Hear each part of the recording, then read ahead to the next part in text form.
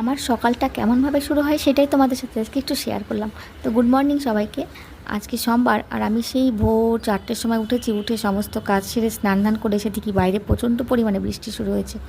তো বৃষ্টি হোক, আর আমি এদিকে বাবুর আর বাবুর পাপার জন্য টিফিন রেডি করে নিয়েছি। আর ওরাও স্নান ধান করে বেরিয়ে পড়েছে, কেন কি স্কুল ভ্যান চলে এসেছে। তো বাবুকে স্কুল ভ্যানে তুলে দিয়ে ওর পাপা ওই দিক দিয়ে একবারে অফিসে চলে যাবে। তো ওরা বেরিয়ে গেলে তো আমার আর কোনো কাজ থাকে না। তো আমি এখন কি করব, বসে বসে একটু আলতাই পরে নিলাম। আর এরকম ডিজাইন করে আলতা পরতে আমার খুব ভালো লাগতো, তো অনেক বছর পরা হয়নি, আজকে ভাবলাম একটু পরি। তো যাই হোক, আলতা টালতা পরে পুজোটা সেরে নিই। পুজোটা হচ্ছে একটা বড় কাজ, এটা হয়ে গেলে যেন অনেক বড় একটা কাজ হয়ে যায়। তো পুজো টুজো করে তো এখন একটু চাটা খাবো, এরপরে তো রান্না বান্না সবই আছে, রান্না করতে হবে, এরপরে বাবুকে নিয়ে আসতে হবে স্কুল ভ্যান থেকে আর কি। তো এভাবে আর কি আমার প্রতিদিনকার সকালটা শুরু হয়।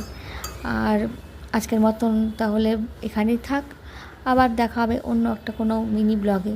তার জন্য ততক্ষণে টাটা।